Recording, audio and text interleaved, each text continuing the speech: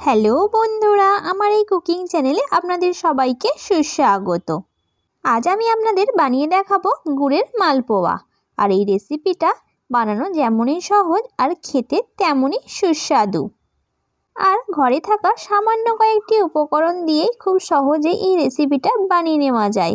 তো চলুন দেখে নেওয়া যাক কিভাবে এই গুড়ের মালপোয়া বানাতে হয়। আর আমার চ্যানেলে নতুন বন্ধু হলে সাবস্ক্রাইব করার অনুরোধ রইল, আর পাশে থাকা বেল আইকনটিও ক্লিক করে দেবেন। আজকের উপকরণগুলি দেখে নিন। লাগছে আতপ চাল। আমি এখানে 500 গ্রাম আতপ চাল নিয়েছি। আতপ চালটাকে ভালো করে আমি আধ ঘন্টা আগে ভিজিয়ে রেখেছিলাম, আর ভিজিয়ে রেখে আমি পানিটাকে খুব ভালো করে ঝরিয়ে নিয়েছি। এবার চালটাকে আমি একটা মিক্সার গ্রাইন্ডারে দিয়ে ভালো করে গুঁড়ো করে নেব চালটাকে। দেখুন চালটা খুব ভালো করে গুঁড়ো করা হয়ে গেছে। একদম মিহি করে আমি চালটাকে গুঁড়ো করে নিয়েছি। লাগছে বেকিং সোডা, মৌরি, আর লাগছে খেজুর গুড়। একটি পাত্রে আমি গুড় নিয়ে নিয়েছি, আর গুড়টাকে খুব ভালো করে আমি একটু পানি দিয়ে গলিয়ে নিয়েছি। এবার দিয়ে দেব চালের গুঁড়ো। চালের গুঁড়োটা দিয়ে এবার ভালো করে মিশিয়ে নেব। এইভাবে বারে বারে অল্প অল্প করে চালের গুঁড়ো দিয়ে ভালো করে মিশিয়ে নিতে হবে। আমি এখানে 500 গ্রাম চালের গুঁড়ো ব্যবহার করেছি। দেখুন এবার দিয়ে দেব পানি। পানিটাকে আমি খুব ভালো করে গরম করে নিয়েছি। গরম পানিটা দিয়ে আবারও খুব ভালো করে মিশিয়ে নেব। দেখুন এইভাবে ভালো করে মিশিয়ে নিতে হবে। আমি এখানে আর একটু পরিমাণে চালের গুঁড়ো ব্যবহার করলাম। চালের গুঁড়োটা দিয়ে আবারও খুব ভালো করে মিশিয়ে নেব। আমি এখানে মোট 500 গ্রাম চালের গুঁড়ো ব্যবহার করেছি। দিয়ে ভালো করে 5-6 মিনিট ধরে মিশিয়ে নিতে হবে। দেখুন ভালো করে মিক্স করে নিয়েছি। এবার দিয়ে দেব ময়দা। আমি এখানে 200 গ্রাম ময়দা ব্যবহার করলাম। ময়দাটা দিয়ে আবারও খুব ভালো করে মিক্সড করে নিতে হবে। আর ময়দাটা উপকরণে দেখাতে আমি স্কিপ করে গেছি, তাই আপনারা এখন এখানে দিয়ে দেবেন। আমি এখানে 500 গ্রাম চালের আটা আর 200 গ্রাম ময়দা দিয়ে এই ব্যাটারটা তৈরি করছি। দেখুন এইভাবে খুব ভালো করে মিক্সটা করতে হবে। দেখুন খুব ভালো করে মিক্সড করা হয়ে গেছে। আর ব্যাটারের ঘনত্বটা ঠিক এই রকম থাকবে। দেখুন খুব পাতলাও নয় আবার খুব ঘনও নয়। এবার দিয়ে দেব একটা এলাচ।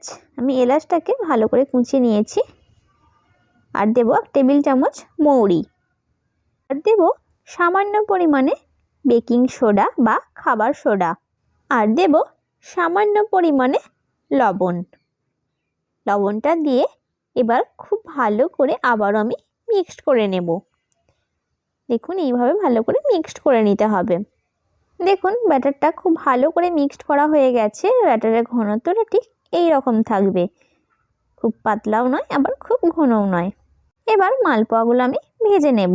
প্রথমে চুলায় আমি একটি কড়াই বসিয়ে নিয়েছি, আর কড়াইতে পরিমাণ মতো তেল দিয়ে নিয়েছি। আর তেলটা দেখুন খুব ভালো করে গরমও হয়ে গেছে।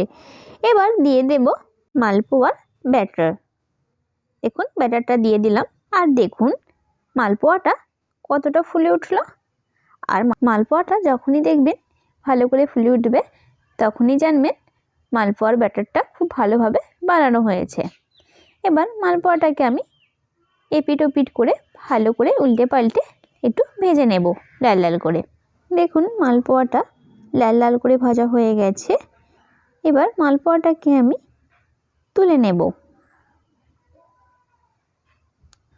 আর একটা আমি আপনাদের ভেজে দেখাচ্ছি। দেখুন মালপোয়াটা কতটা সুন্দরভাবে ফুলে উঠলো। এবার উল্টে পাল্টে মালপোয়াটাকে আমি লাল লাল করে ভেজে নেব। দেখুন মালপোয়াটা লাল লাল করে ভাজা হয়ে গেছে। এবার একটি পাত্রে তুলে নেব। সেম পদ্ধতিতে বাকি মালপোয়াগুলো আমি ভেজে নেব।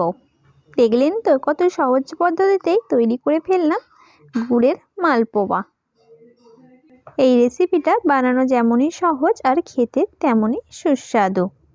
আমি আপনাদের একটা ভেঙে দেখাচ্ছি। দেখুন কতটা সফট হয়েছে, আর ভেতরটা দেখুন কতটা ফাঁপা হয়েছে, আর ভেতরটা কিন্তু একটু কাঁচা ভাব নেই। খুব পারফেক্টভাবে মালপোয়াটা তৈরি হয়েছে। এই রেসিপিটা যদি আপনাদের ভালো লেগে থাকে তাহলে বাড়িতে অবশ্যই ট্রাই করবেন, আর কেমন লেগেছে আপনাদের সেটি আমাকে কমেন্টের মাধ্যমে জানিয়ে দেবেন। আর যদি ভালো লেগে থাকে তাহলে ছোট্ট একটি লাইক এবং প্রচুর প্রচুর শেয়ার করে বাকি বন্ধুদের মাঝে পৌঁছে দেবেন। আমার চ্যানেলে নতুন বন্ধু হলে সাবস্ক্রাইব করার অনুরোধ রইল, আর পাশে থাকা বেল আইকনটিও ক্লিক করে দেবেন। আজকের মতো আমি আপনাদের কাছ থেকে বিদায় নিলাম।